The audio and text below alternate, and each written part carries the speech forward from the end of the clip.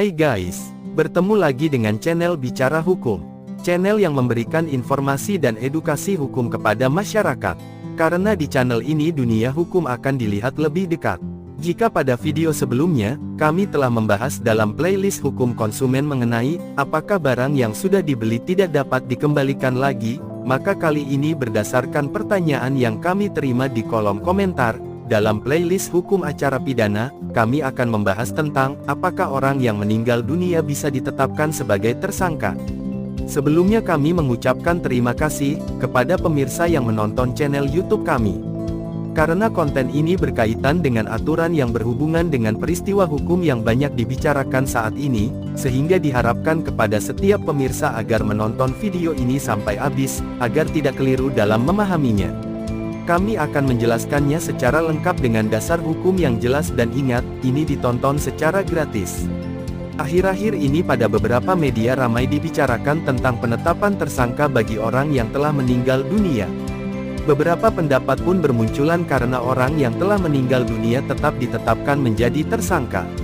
Terlepas dari proses selanjutnya, apakah penetapan itu langsung gugur atau tidak, namun yang menjadi pertanyaan adalah, apakah tepat tindakan penyidik yang menetapkan orang yang telah meninggal dunia menjadi tersangka?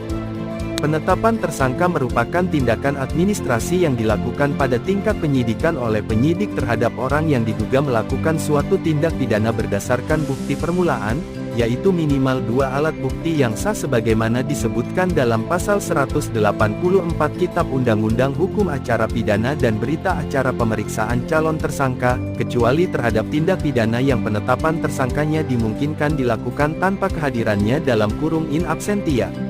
Artinya, terhadap tindak pidana yang penetapan tersangkanya dimungkinkan dilakukan tanpa kehadirannya tersebut, tidak diperlukan pemeriksaan calon tersangka, merujuk pada Putusan MK Nomor 21/12/2014.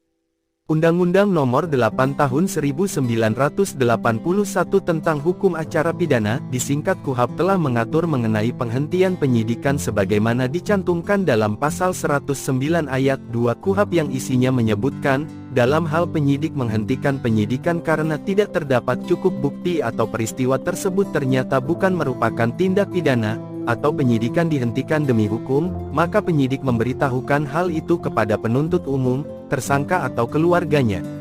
Jika kita melihat sesuai ketentuan pasal 109 ayat 2 KUHP tersebut, maka penghentian penyidikan hanya dapat didasarkan pada 3 alasan, yaitu 1. Tidak terdapat cukup bukti, 2. Peristiwanya bukan merupakan tindak pidana, dan 3. Demi hukum. Ketentuan ini bersifat limitatif, artinya penghentian penyidikan tidak dapat didasarkan pada alasan lain di luar ketiga alasan yang ditentukan KUHP tersebut.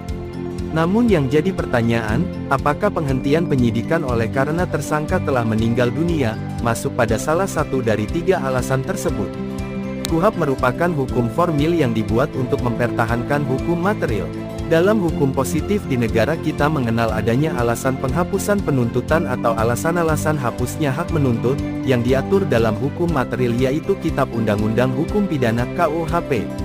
Dalam pasal 77 KUHP menyebutkan, kewenangan menuntut pidana hapus, bila si tertuduh meninggal dunia.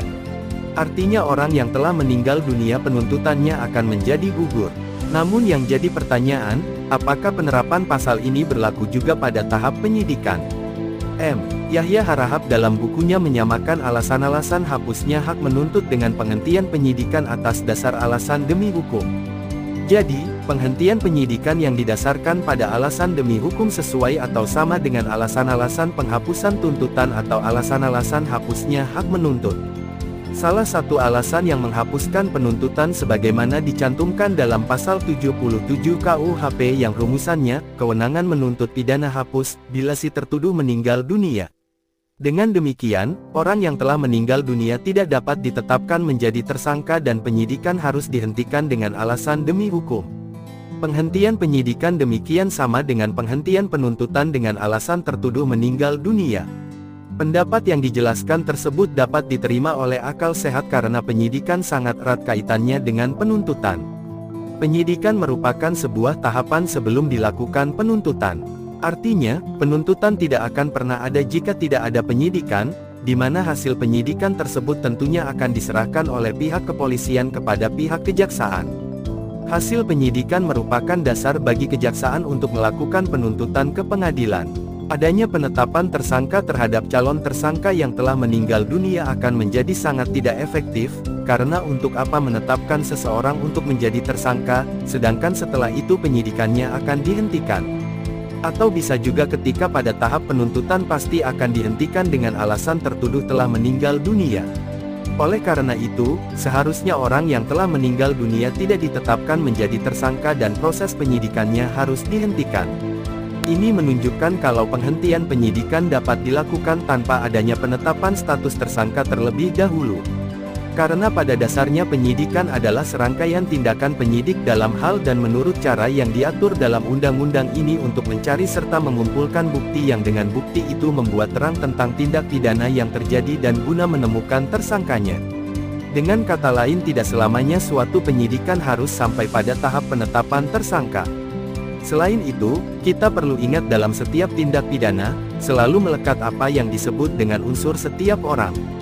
Dalam unsur setiap orang, dijelaskan tentang konsep manusia dalam kurung naturalik person, sebagai subjek hukum, yaitu pendukung hak dan kewajiban atau makhluk yang mempunyai hak dan kewajiban menurut hukum.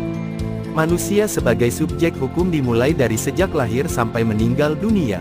Hal ini berarti bahwa manusia yang sebelum lahir dan setelah meninggal dunia bukan sebagai subjek hukum dalam hukum pidana.